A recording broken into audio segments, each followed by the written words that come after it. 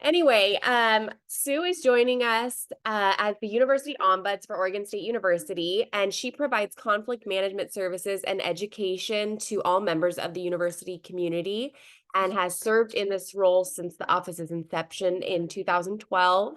And before that, she was a volunteer ombudsman for 8 years and University of Arkansas first ombudsperson, where she served for over 9 years. So she just has all of this awesome experience to offer us. And I've heard her speak several times before.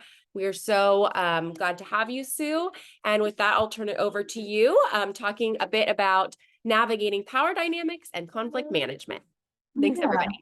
Nice to meet all of you. And the work that you do is so important to us. We certainly we meet a variety of employees and students with all kinds of concerns that come to our office, and we've made lots of referrals over to folks that work at CARDVA. And unfortunately, that seems to hit a lot of folks that have lots going on outside of their studies and their work here on campus. And it's so important to be able to connect with all of you when that's needed. So yeah, my hope was to share some tips with you. We want to make your lives a little easier when it comes to just managing conflict, either with whether it's coworkers, volunteers, in your personal life, give you some basic tips on things that we do here and we share with everyone, but also do that within the context of sort of the power dynamics and being female, and trying to navigate those conversations, with I think is kind of a superpower with your communication skills. So we're going to focus a little bit. I'm going to give you a lot of concepts and things to think about and some tips at the end, but kind of keep weaving in the information around things to think about with the power dynamics and how that might impact you.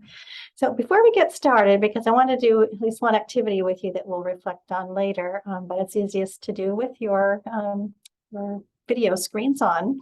So I think Amanda asked you to have a piece of paper handy, preferably about 8 by 11, but you can do a smaller piece of paper. The thing is that you're going to end up tearing it up, so don't make it something that you want to keep. So does everybody have a piece of paper handy? Good. Okay. Looks like Heather you got one too. All right, so what I'm going to do is ask you to follow a few instructions with that piece of paper. The only thing is right now, don't hold your paper up so people can see it. Just follow the instructions out of sight, but we will be sharing them when we're done, okay? And it shouldn't take more than a minute. So go ahead and hold the paper in both hands and then fold the paper in half. Excuse me. All right, now tear off the left-hand side of the paper. Excuse me.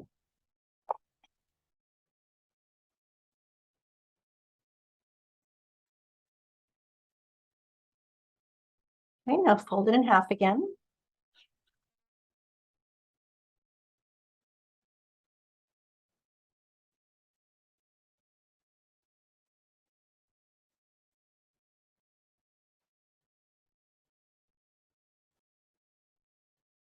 Now tear off the upper right-hand side of the paper.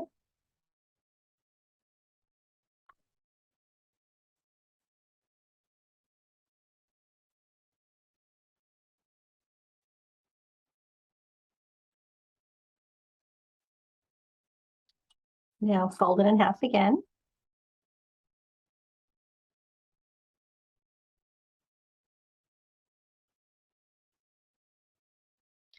And tear off the lower right-hand side of the paper. At that point, you have to be pretty strong to tear it off. All right, so if I was communicating effectively and you are all listening perfectly, we should all have the same snowflake, right? So go ahead and hold up your snowflakes. Let's see what you've got. Okay. Nice. All completely different, right? All right, and it's okay to turn your mics on at this point because I want to ask you. So what happened? You all had pretty much the same resource. You had a piece of paper, right? And I gave you the same instructions. What could I have done differently, maybe to help you come up with a similar end result? Instructed us on how to fold the paper to begin with.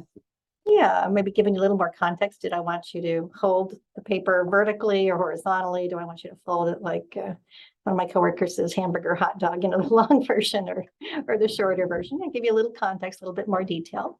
What else could have happened? When we were tearing it, like I tore it kind of slanty, and I noticed Jessica tore it more angularly. So Yeah, so I didn't give you specifics on how to make your tears, right? And I didn't tell you, some people will turn the paper around and then tear it wherever it's at, right? I didn't say hold it there, make your tear 2 inches wide or make it a curve or straight. I didn't give you any of that context or details. What else would have been helpful? My goal was to have you truly understand my message and have an outcome that received that message. What else could have happened? Knowing what we were making. Knowing being able to see what you were doing. That's one way. I can actually see what you were doing, or checking back in with you, right? Said, can you show me what you got so far? I could do that. And y'all had your microphones off. I didn't tell you couldn't ask me questions, but would it have been helpful? Yeah, you could have asked questions, right? You could have said, okay, well, what did you mean by this? Right? There's, 2 people here today, and how would I know what you need to hear in order to receive my message and make sure we come up with the same picture? So I want you to keep this exercise in mind as we're talking today, and we'll kind of get back to the listening piece of today. Let me get my PowerPoint up. But certainly, at the heart of all communication, managing conflict, we need to be thinking about how we're sharing information and how we're receiving it. And so we're going to be talking again today about how do we manage conflict, but also considering some of the challenges that we have with power dynamics within social structures, as well as organizational structures that you have to work within. So you might have seen this before with this iceberg. I think all communication is intercultural communication. We looked at the 5 different or 4 different snowflakes that you came out. We all interpret information differently. We all have different life experiences, and we all have unique stories to share. And so every time we interact with someone else, we know there's a lot going on, right? We know that there's different cultural communication. I've lived in 5 different states. I raised my kids as a single mom. Got all kinds of stories, to share. And I've certainly done work where I hear a variety of different perspectives from around the world. Luckily, worked with a lot of international folks. So there's every time we interact with someone, it is an intercultural communication. So I want to talk about it within that scope. And there's sort of 4 pillars at play when we have these intercultural conversations. First is communication itself. How do we choose to communicate our stories to others? How do we choose in a setting? Do we feel safe to share things as openly as we need to? Do we make choices around being rather direct, or are we high context type communicators that have to give a lot of information? We have lots of choices about how to communicate with the situation that's going on. And we consider the culture that we come from, right? We know if we're in another country, we might have different customs and social norms just within the different communities within the US, within the setting of the type of work that you do. There's a certain understanding maybe of, culture of what are the norms for how you, work with each other and with the people that you're assisting. So there's the cultural piece there. And power, the power dynamics within the setting, within the context of the situation. Is it within the community that you have to consider those power dynamics? Is it within the family setting? I was listening to the radio the other day, and one of the disc jockeys was saying, when a kid asks their dad, I was going to sit, and they say, I want to talk to mom, they're really saying, I want to talk to your manager. Well, in a family setting, maybe the woman has a lot of power, right? And that they're in charge of some things. They're the manager. We know, though, sometimes in a work setting, history is shown in the context of our organizational structures. That's not always the case. And we're constantly having to navigate how we communicate to others. Maybe we don't feel like we're in positions of power, or maybe we're having conversations within what sort of powers within our community or seen nationally or internationally.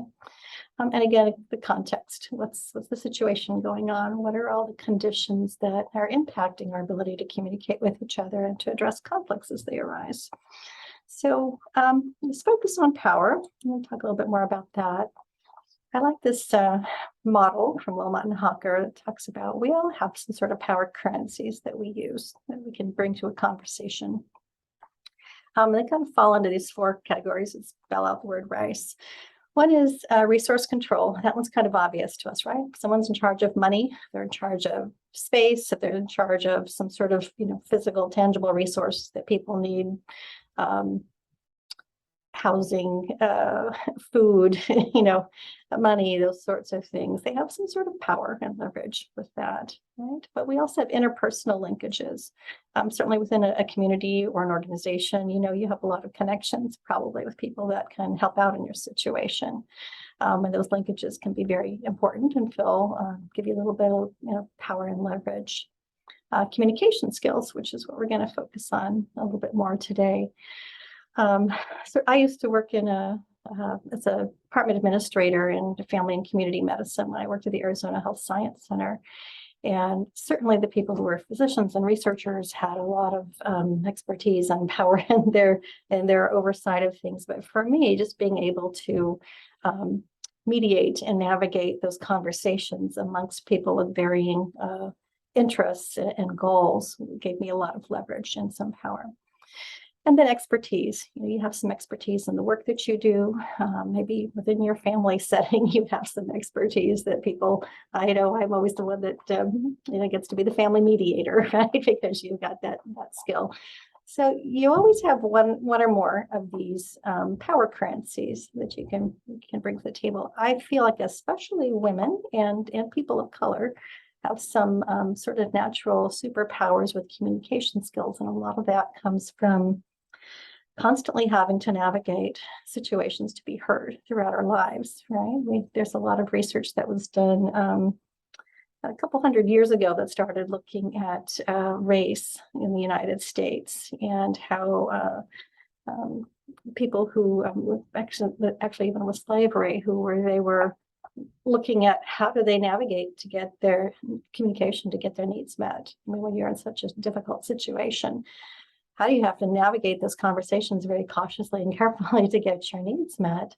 And unfortunately, of course, it's a very stressful situation, but you become very skilled at it. They started looking at in feminist research and sort of the same thing, how women have had to navigate their way through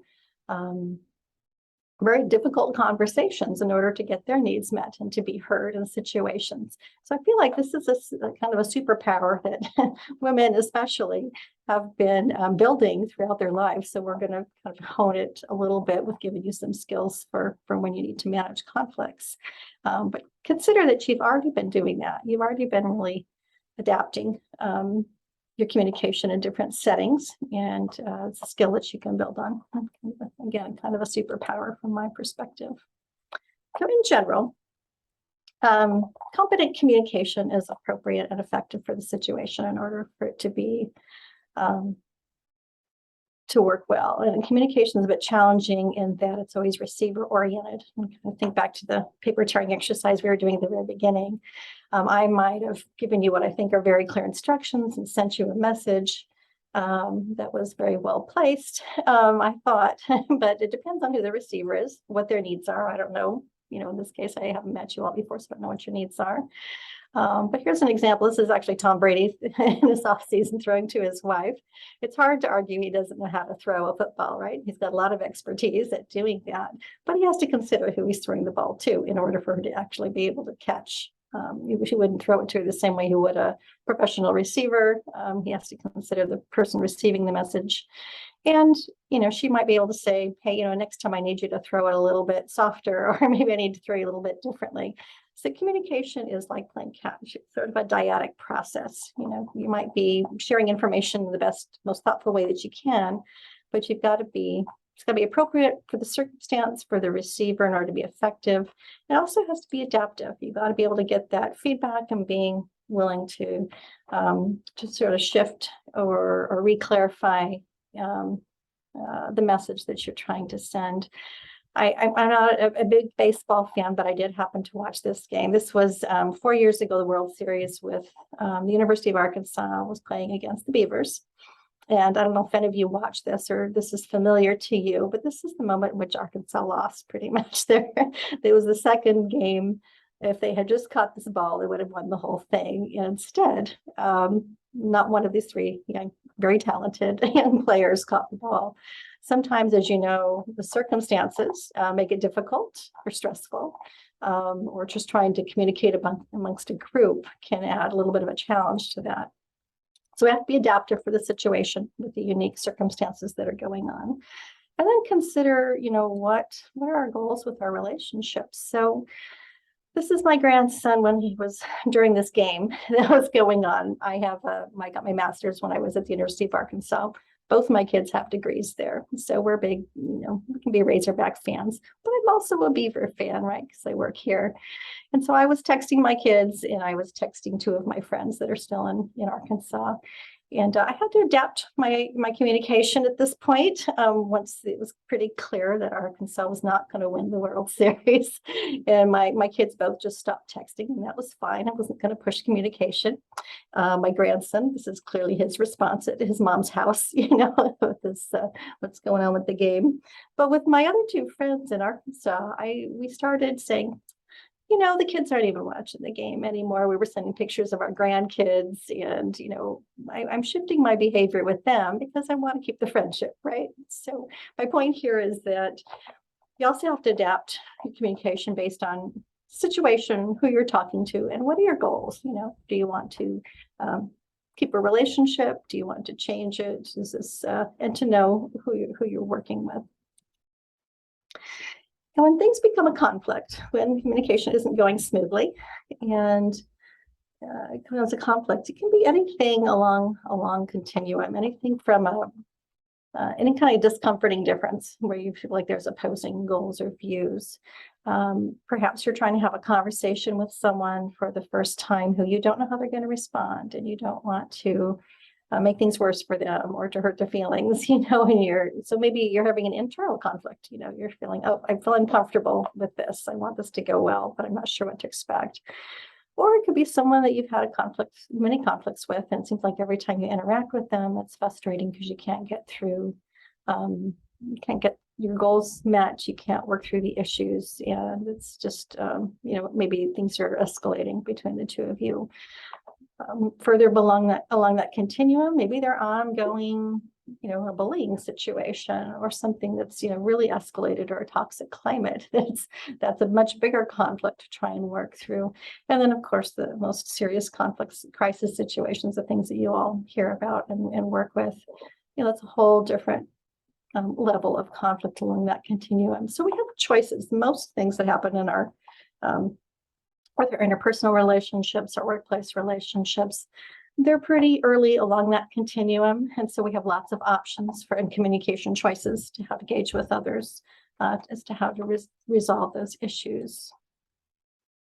And there's different strategies that people use when they're trying to problem solve any type of conflict. And these are 5 that are recognized by these researchers, Thomas and Kilman. You might have heard of the tool that they have for looking at sort of your strengths in different areas on how you manage conflicts. But all of these can be useful at some times and not so great at other times. So if we're talking about communication with, again, people you want to keep an ongoing relationship with, we want to focus on the ones that are going to work best for you. So I'm going to go through each of these real quickly. First is sort of a competitive dominant approach. And at this point also, it's fine to, when I'm asking you a question, if you want to put your mic on and respond. I'm not too good at watching the chat, but I might ask you to use that later. But for competitive dominant approach, certainly appropriate in let's say you're competing for grant money. You're not competing within yourself, but you're competing externally for grant money. That might be a time that's good to compete and negotiate in that way. A dominant approach might be okay in an emergency crisis situation. In an emergency room, someone's got to be in charge, sort of dominate the situation. Maybe in a military situation in a moment, those are okay strategies. What happens though if somebody's in a ongoing relationship with you, professional or personal, and their strategy is to try and win an argument, sort of take a competitive approach?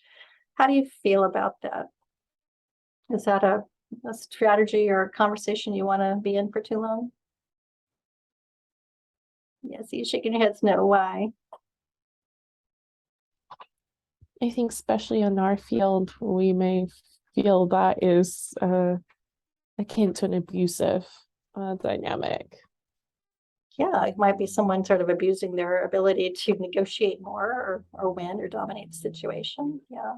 It can also be pretty exhausting, right? Because it's sort of everyone's trying to get their needs met, and instead of working together, it's this competition and someone's trying to win the argument, and you can kind of give up after a while because you get tired, especially if they're in a position of more power than you. It's easy to give in. So that's not a great strategy or not a healthy one, where everybody can feel good about the outcomes. Accommodation, certainly there's a time for accommodating others. A lot of times people are new to a situation. They want to learn the culture. They want to learn how things work out before they, offer up suggestions. Maybe they're being accommodating to others' needs. What happens if you're in an ongoing relationship, though, and you're always accommodating everybody else's requests? How do you feel after a while? You get tired and feel like you're not getting enough care for yourself. Right. Yeah. Because you're not getting your needs met. I hear a lot of people say they'll feel sort of walked on, stepped on, even abused, if they're never getting their needs met. So accommodation's not a great strategy either. Like, it's okay sometimes, but not usually. Avoidance is a big strategy. I think that, sometimes conflict is just simply uncomfortable. And people think, well, maybe I'll just sit back and see how things go. And sometimes avoidance is okay. If someone tries to cut you off on I-5, you don't need to, there's no purpose of, starting some road rage with them and getting in contact with them. That's okay. There's no value to it. But for the most part, what happens when you avoid dealing with the conflict? I think it's inevitably going to come up. Yeah, it doesn't Creates go away. a toxic environment. Yeah, it escalates, can create a toxic environment, absolutely.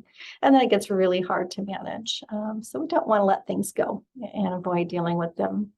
So a real common strategy, and I see this a lot, especially when you've got sort of multiple positions of power in the room. Sometimes people think like they've got to give a little to get a little. People say, I'll give you this if you give me that, or let's meet in the middle and compromise. And again, sometimes if there's limited time, limited resources, sometimes it's the best that people can do. But the problem is with compromise is sometimes people jump to that a little bit too soon, and sometimes people's needs don't get met, or they get half met when they could maybe be fully met. So we're going to focus on collaborative strategies that you can use. And that the difference between that and compromise is basically we're looking at mutually beneficial solutions for everybody. What are everybody's interests and goals? How can we work together to come up with some solutions? Excuse me. I want to give you an example of someone who tried to use a fair process, a collaborative fair process, but things sort of changed along the way, and he ended up in a competitive strategy. So this is a quick example of this. Is a homeowner in Georgia decided he wanted to build some stairs on the outside of his home, and he has to go through a HOA process. So he puts in his paperwork, he follows the collaborative fair process of putting things through. The committee looks at it, they say, well, we should be able to give Bob his stairs, but we never really liked the color of his house. Let's say, we'll give you your stairs if you paint your house. And Bob says, fine, I'll paint my house. And he paints it green with purple polka dots. So he starts going through the collaborative process of, I'll give you the information that you need to get your jobs done. And in turn, if I'm treated fairly, I get my or asked questions, until I can get my needs met. So they said yes, but then they moved to a compromise strategy, which is we'll do this if you do that. And then in the end, that feels like a bit of a push to Bob. So he says, well, fine, I will give it, I'll paint it and I'll put it green with purple polka dots. So it turned into a win-lose strategy, and Bob wins in the end, gets his stares and makes a statement. So I would say at the heart of all conflicts, people want to be treated fairly and respectfully. And of course, both of those things are subjective. But if there's a process and an effort to be treated fairly, they're more likely to work in a collaborative way. When these folks push back at Bob, every time somebody's pushed emotionally, professionally, there's a natural inclination to want to push back. Just like if I physically came up and pushed you, what do you want to do? You want to push me back. Maybe you want to run the other direction, but I'm not very big. I'm 5'2". You can't tell. So you'd probably say, I just want to push you back. But we have to keep that in mind when people are stating their positions. It feels like a push. If that position doesn't work for the other person and their needs aren't getting met, they push back. So let me give you one more example of what I mean by this. So imagine there are two sisters. They go down to the kitchen and they open up the refrigerator door, and there's one orange inside the refrigerator, and they both state their positions. They both say, I want the orange. So what are their options? One orange, and they both want it. What can they do? Share the orange.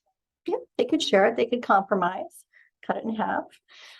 So one sister, let's say we do that. She takes half the orange. She eats the inside of her half. The other sister, she's making a pie. So she grates the rind on the outside of her half of the orange. So by compromising, they both got half of what they wanted. They could have also chosen to duke it out, accommodate, other options. If they both just shared what their interests were, one says, I'm hungry, and one eat the inside, the other one says, I'm making a pie, they could have both had 100% of what they wanted, right? And they wouldn't have state positions that kind of made them meet halfway, or might have felt like a push in a bigger situation. So one little takeaway from today that I want you to remember when you're framing things, when you're trying to get your needs met, do so in terms of what are your interests and goals rather than what's your position, because your position might narrow your options with the other person, or it might even feel like a push because maybe your position doesn't work for the other person. And within those interests and goals that we have, there's 4 different types of goals that could come up whenever we intentionally communicate with someone. They spell out the word trip. The first one is sort of the topical goals that we have. So let's say a topical goal here with the orange story was, I'm hungry. That's kind of tangible. The other one is, making a pie for that. Or topical goals can be things around scheduling or resources, things that are sort of tangible and you can measure them easily. A lot of people, though, have relational goals in communication. I gave you an example of, as I was texting my friends during that baseball game, my relational goals were at play there. I wanted to maintain those. But do you want to start a relationship? Is it new? Is it something you need to change or maintain? Or do you need to end a relationship? And I'm sure you've had lots of conversations with folks about how to end relationships or make sure that they're ones that you can manage. But relational goals are quite often present for folks. And then identity goals, how I am with others. For some, especially in a work environment, maybe your identity within a group that's processing things, maybe that's important. If in a university setting, our assistant professors, when they're in a group setting, it's really important to them because the full professors are going to determine whether or not they get through tenure, right? So their identity in that setting is important.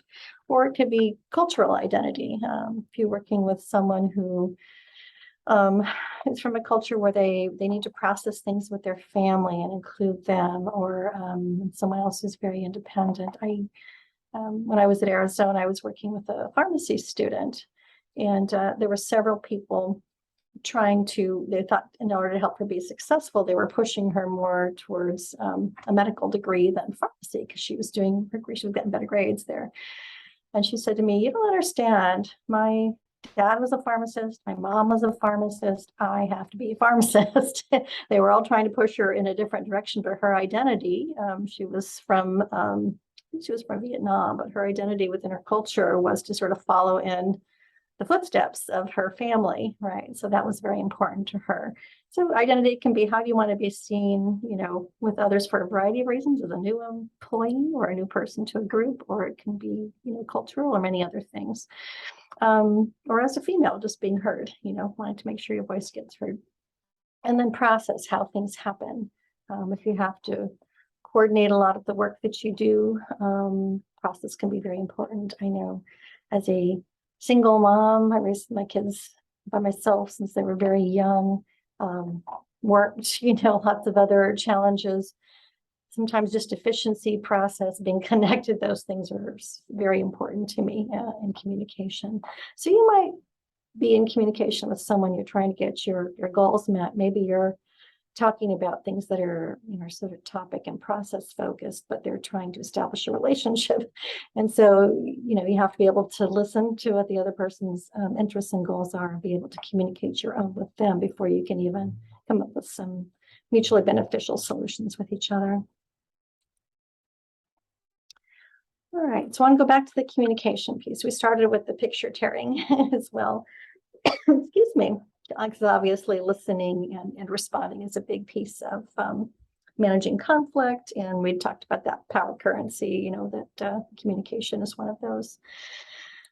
So thinking back to that, practicing good habits, being a good listener, asking questions, recognizing that communication is a dyadic process in order for you to see even the same data and have the same information that the other person is experiencing. And so practicing good habits, asking questions, paraphrasing, and then making sure you're in a good place where you're not practicing your bad habits. I know I have some bad habits when I'm tired. I have, everyone's got one aunt, sibling, uncle, somebody who can drive you nuts with their communication, right? At that point, we kind of shut down. For me, it's my sister. After 10 minutes, I start doing some pseudo listening. And I have no idea what she's talking about because I've kind of checked out. If you're going to have a good conversation with someone, you need to be practicing your best listening skills and be aware of what your bad ones are and when you're going to fall into that trap. What are some other poor listening habits that you see folks using?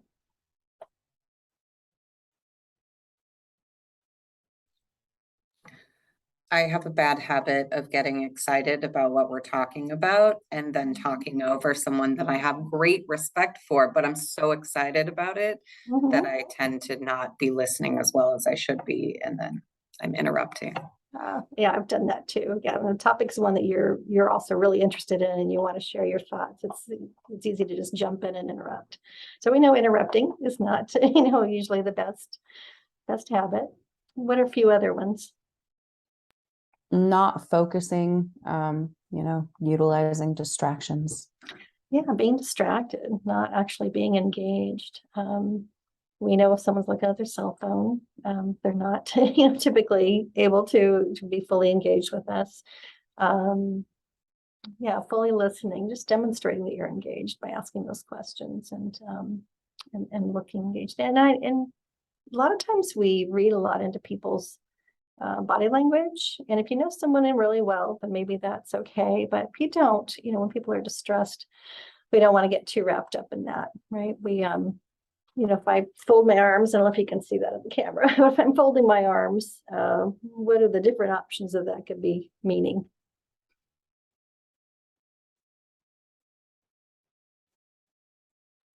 Kind of closed off communication, just not wanting to engage. Yeah, it could mean I'm closed off. Some people might think I look angry.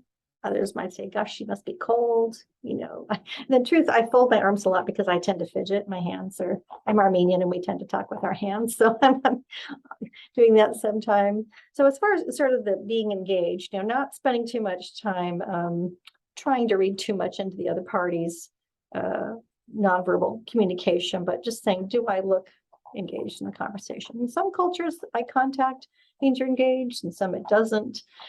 Just not looking distracted and doing the things that look like you're genuinely interested in the conversation. Just manage your own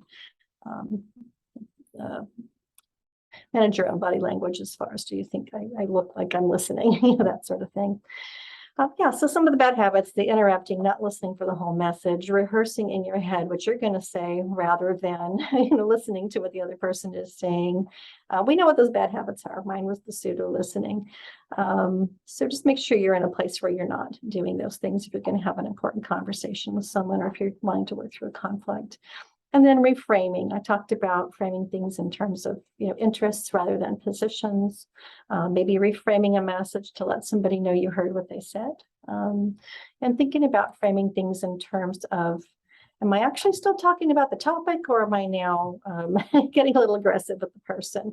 And the way that I think of the difference between healthy argumentativeness, which certainly in a university setting, we encourage students to make arguments. We encourage our researchers and professors to argue with each other so that we can do things better and we can learn.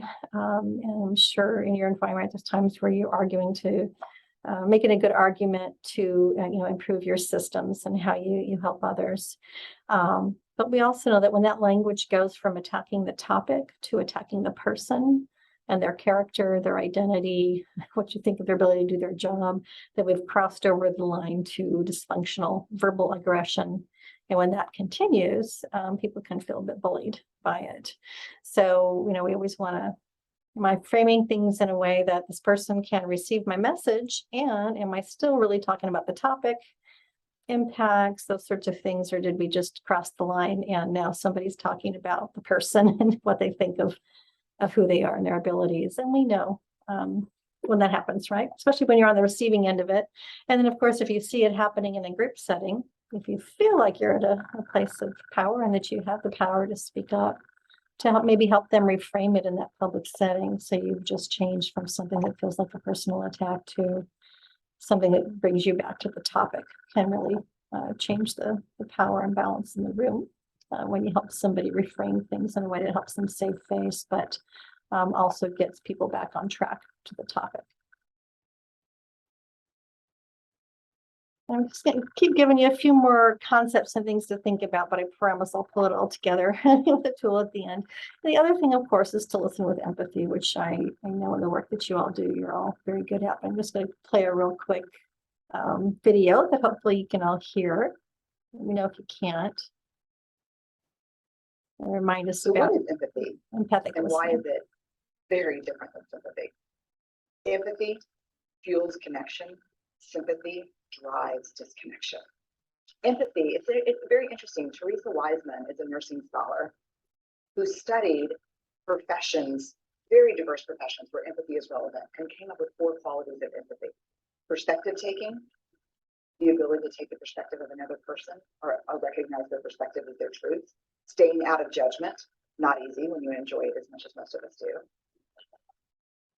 Recognizing emotion in other people and then communicating that. Empathy is feeling with people.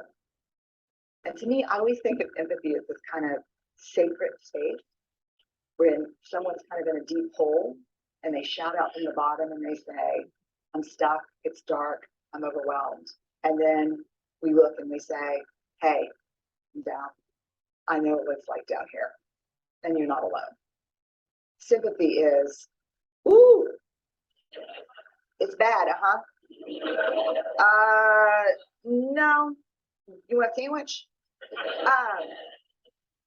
Empathy is a choice, and it's a vulnerable choice, because in order to connect with you, I have to connect with something in myself that knows that feeling. Rarely, if ever, does an empathic response begin with at least.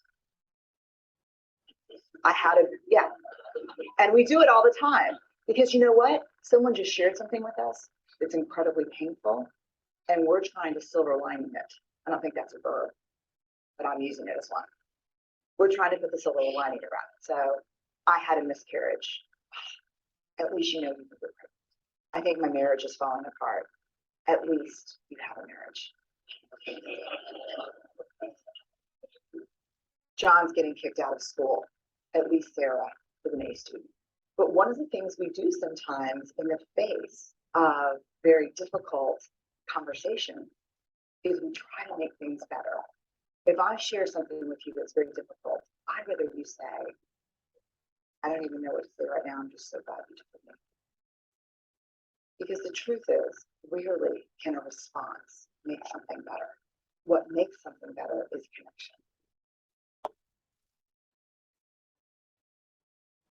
All right. And I know that you are all well trained in empathic listening. It's a good reminder though that we all deserve that for each other and ourselves as well. We were working with some counselor educators here on campus yesterday, and just a reminder that we're all human in the work that we do. You know, sometimes we need a little bit of grace and empathic listening for your coworkers and each other. And like I say, I know you're all very skilled in that and in the work that you do. And then kind of going back and still focusing on listening here is the heart of getting started and understanding each other's needs and demonstrating our own. Is that reminder that even when we collected information and the same data, we're all going to see it a little bit differently, right? We all go through a process where we take in some data, we read something, we see it, we hear it, we feel it, experience it in some way based on our schemas, those lenses that we, frameworks that we pull up every time we receive some information that are unique to us and who we are and how we process information. Based on, through that lens, we make an inference about what's going on. And then we either imagine what we should do based on that, our understanding of that, or we imagine what's going on in the other person's head. and then we wonder, and you probably heard the term attribution errors. You know, we go through this process of what happened and who's to blame or what happened and who's responsible. And human nature is, if it's something that happened to somebody else, we might wonder what's going on in their head and what were they thinking. And if it happens to us, we come up with all kinds of external reasons. You know, if I was late to our session today, I might say, oh, I got stuck on a phone call, or this happened or that happened. I'd say external things. But if you all were late, I might be wondering, well, weren't they ready for me? You know, if they, didn't they know I was prepared for this and I'm waiting for them? So it's kind of human nature to do that. We have to be in check with ourselves. We have to ask those questions to make sure our inferences are correct, even once we've seen the data, to hear what's going on in someone else's mind. And here's just a quick, I think you can probably see this on your screens, but Linus is playing cards with Snoopy, and he's thinking, if I play the 2, he'll probably play the 4, but if I play the 6, maybe he'll play the 9. Snoopy's thinking, if I play the one with the red spots, he'll probably play one with the black spots. Linus is thinking, I know he can be very clever. Snoopy's thinking, I don't have the slightest idea what game we're playing. And Linus is thinking, I get nervous when I play against Joe Blackjack, the world famous riverboat gambler. And Snoopy's thinking, I never noticed it before, but the cards look the same upside down as right side up. So perfect example, if Linus has gotten some information about Snoopy that clearly isn't quite right. Snoopy's, what's actually going on in his mind is he's completely clueless about what they're playing. But Linus is still, he's nervous, right? It's affecting his behaviors and how he's thinking, what he imagines he should do with the other person. So that, those initial listening skills and fully understanding what those goals and interests are is very important. And I'm happy to follow up with a little bit of extra information on a few of these concepts that we're going over, and I'll also send you a link to a really nice little TED talk by Dr. Free, who talks about trust and rebuilding trust. And the key point I took away from her talk was that in every communication, there needs to be at least these 3 things going on: being authentic, having some sound logic, and using empathy in order for people to even feel like it's a trusting interaction. So being authentic, people know when you're being genuine, right? So presenting your genuine, authentic self, having some sound logic to show you've thought things through before you present your perspective on something. Doesn't mean that the other person's going to agree with it, but if you show you've spent the time to give it some real thought, it's not just a feeling you've got, but you've given it some thought. And then empathy, we talked about that. If the other party doesn't think you're actually even considering where they're at in that moment, then it doesn't feel like a very trusting conversation. So those are 3, I think, good things to remember if you're trying to build trust as well as knowing that if you can get through some conflicts, that builds trust as well. When you have some good experiences, then you'll go back and work with that person again another time. I'm trying to be conscious of my time, and I know I'm getting a little closer to the end, so I'm going to skip this story. But if you've never read the book Building a House for Diversity, if you do a quick search online and you can just see a summary of a little story about the giraffe and elephant, it provides a nice little demonstration of how society, even with our best intentions, people build homes or communities or workplaces, then they say everybody's welcome. But then once you get in, if you don't fit so nicely and neatly, they start trying to change who you are, and asking you to do things differently. And it's a great little story that demonstrates that. And I think often how we are measured and heard, especially as females in an organizational setting, is different, and trying to work within that structure can be very challenging. And these are certainly things that in the work that I do that we might hear messages that are sent to anybody, but I think especially when they're sent to women, we sometimes feel like there's a little bit of a, when I'm hearing people that have concerns around how they're evaluated and how they're received in a group setting, the message that gets sent is, you need to change your attitude. I just see personality differences if I'm talking to supervisors between my employees. Oh, they should just let it go. It's not a big deal. They're overreacting. They're too emotional. That's just how the other person is. They're not going to change. So you need to fix, what's going on. But these things are kind of received as, well, you need to change your attitude. It's more personal. Again, you get back to that verbal aggression. There's something wrong with you. You have personality flaws. Just accept them. Just let it go. That sounds like, your issue isn't that important to others. You're overreacting. Someone's saying you're not able to see things clearly and respond appropriately. You're emotional. You weren't thinking. Those are the messages that can be received by anybody, but I think women that problem here, they hear them a little bit more often. I like to think things have changed, but they haven't, over time. Certainly women have fought for, I guess I can call it a different place in society, as far as having equal access to being heard and their rights. But I looked at this picture from 2011. I remember when I saw it, I thought, oh, this is just outrageous. Times have changed and this is still going on. This must just be in the South, and then of course we know where we are today. Things have not really, wow, we've gone back 50 years. I was looking at, I've got this excerpt from a textbook in the 50s. And I remember when I had read it, I was at some gender communication course. And when I remember, I was just laughing so hard, tears were coming out of my eyes when I'm reading it to my mother. And then I realized she wasn't laughing because she remembered this textbook. So I just want to read you a few excerpts. It's called How to Be a Good Wife. And it was from a 1950s high school home economics textbook. It says, have dinner ready, plan ahead, even the night before, to have a delicious meal on the table. This is a way of letting him know that you've been thinking about him and are concerned about his needs. Most men are hungry when they come home, and the prospects of a good meal are part of the warm welcome needed. Prepare yourself. Take 15 minutes so that you'll be refreshed when he arrives. Touch up your makeup, put a ribbon in your hair, and be fresh looking. He has just been with a lot of work-weary people. Be a little gay and a little more interesting. His boring day may need a lift.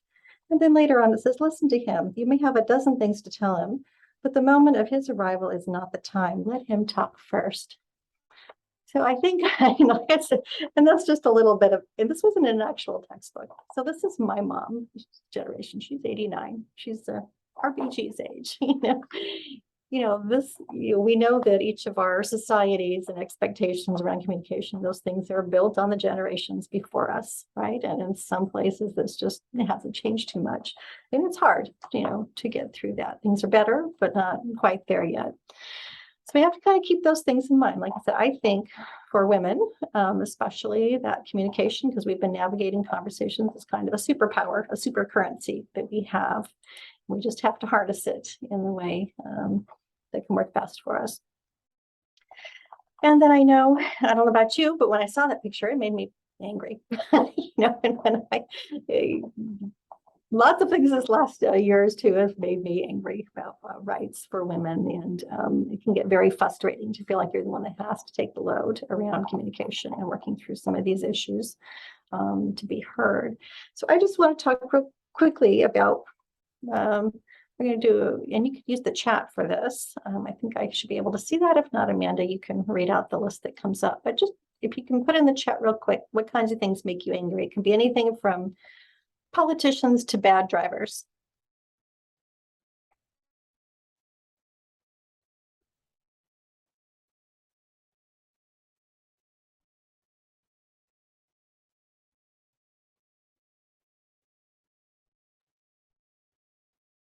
We have double standards, injustice. Completely agree with the double standards. Mhm. People who are unaware or refuse to see white supremacy culture. Mhm. Absolutely. And kind of along with that, that for me, the people who don't understand that all of our systems are rooted in this white colonialism and how we're Mhm. still having to fight against that. Heather Yeah. says unfairness. Mhm.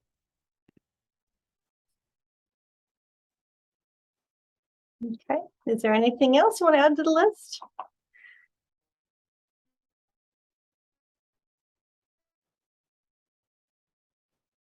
All right. So Amanda it looks like we've got one more, two more.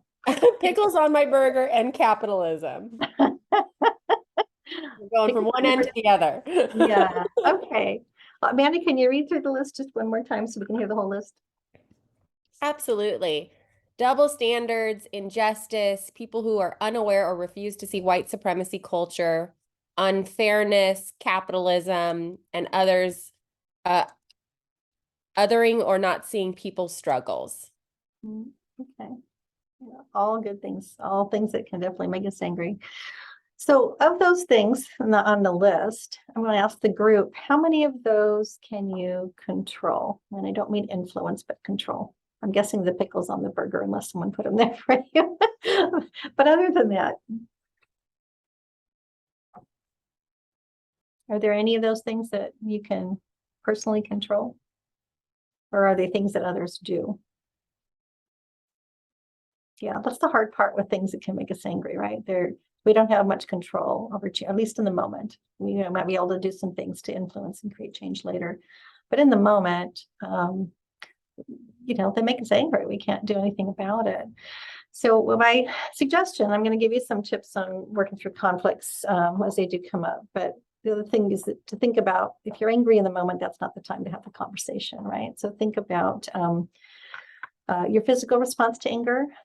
We all have a physical response where if the campus shuts down, that's the thinking side of our brain, the fight or flight takes off. We might say or do something we didn't mean to, or we might not be good listeners at that moment, or we might just not present ourselves in the way that we want to.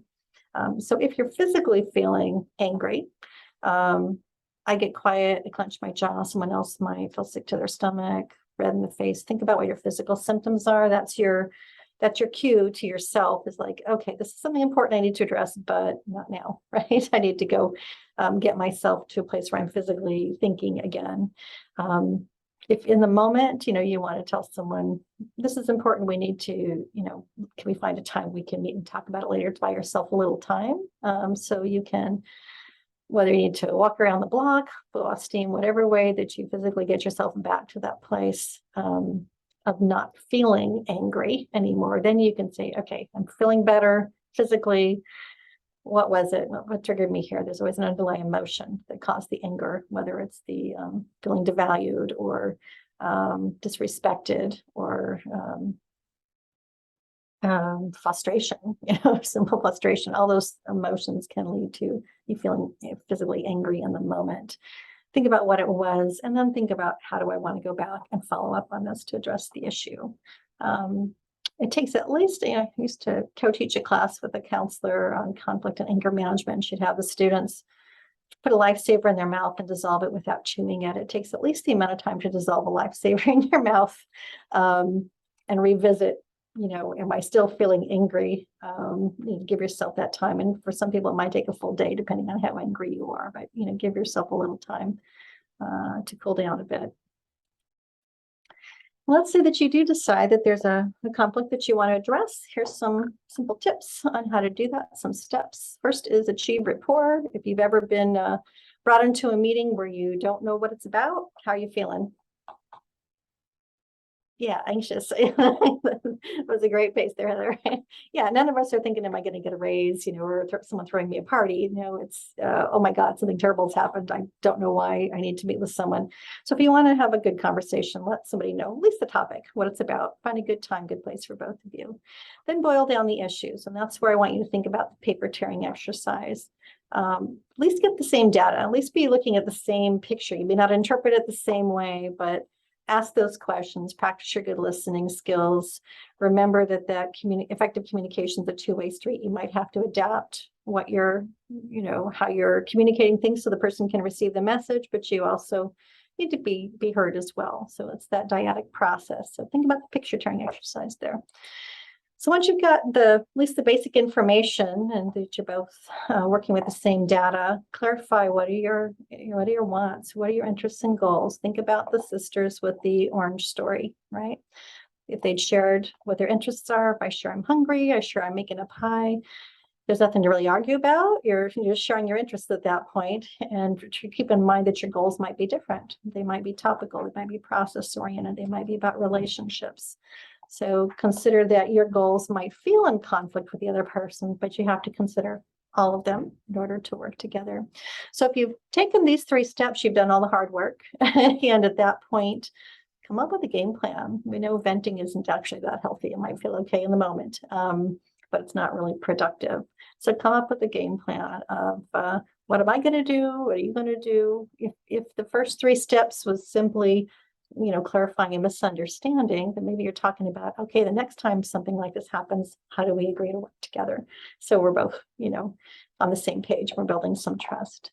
I'll send you a handout with some tips on the boil down the issues. When you're asking questions, for the sake of clarifying the issues and what's going on, I just suggest you stay away from the word why.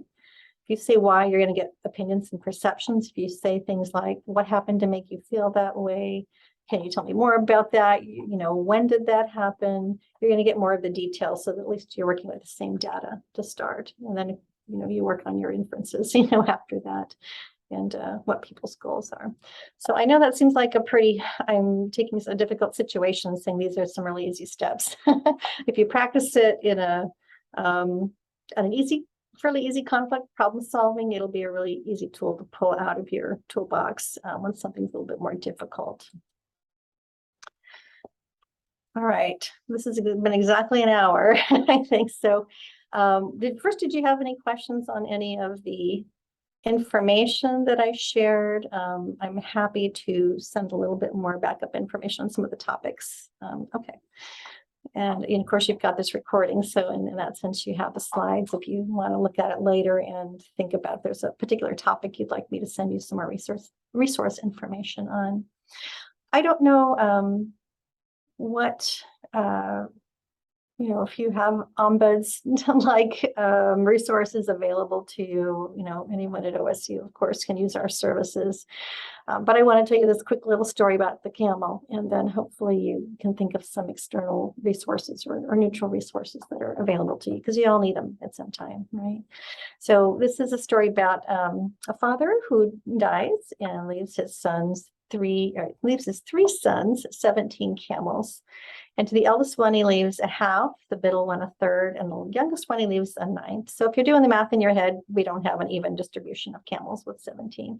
So the oldest son, the sons start arguing. The oldest one says, I'm the oldest. I should get the most camels. The youngest one said, 1/3, I'm barely getting any. I think I should get more camels. And the one in the middle says, I don't even like camels. I'll probably sell them, let's go talk to the ombudswoman who lives up on the hill, see what she has to say. So they go and talk to her, and she said, I don't know, this is a kind of a tough situation, but I got an extra camel out back if you want to take it and see if that helps. So they take the camel. They've now got 18 camels. We'll do the math. They want to abide by their father's wishes. So doing the math, if you get half of 18 is how many? 9, right? A third is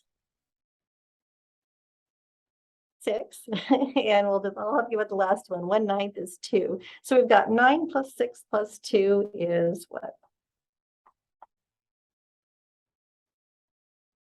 17, right? So we're back to where we started.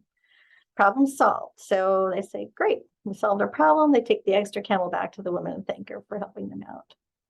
The moral to the story is, I know you are all wonderful problem solvers. You're all great empathic listeners. You know a lot of what I've just talked about, but sometimes you need somebody outside the picture who's also skilled, to help you kind of think through, throw in an extra camel, another way of looking at things, and make sure you're taking care of yourself and help you think things through as well. So if you have somebody like that in your work life, that's great.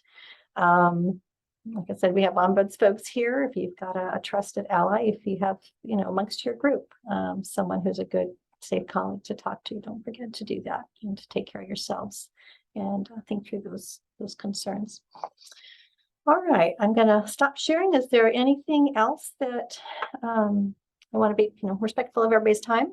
Is there anything else you wanted me to clarify or talk a little bit more about? Just kind of threw a lot at you at one time. That's okay. All right. All right. Well, thank you so much, Sue. This has been a wonderful presentation, and we appreciate your time and joining us so much. And just to kind of echo what Sue was saying, if you ever need to connect through me to Sue and the Ombuds office, we are happy to facilitate that for you and pass along the other resources that Sue will be sharing.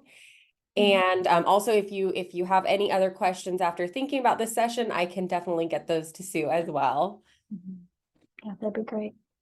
Thanks again for all the work that you do. We do appreciate it, and always feel good when we're referring folks over to you. Thank you so much, everyone. And thank you, Sue. Sure. Thank you. Good to meet you all. And everyone, just a note in the email I sent is the next session is September 27th with Basic Rights Oregon. So I will send a follow-up after this email after this session with the recording and Sue's resources, and we'll see you for that one. Bye-bye, everybody. Thanks, everyone.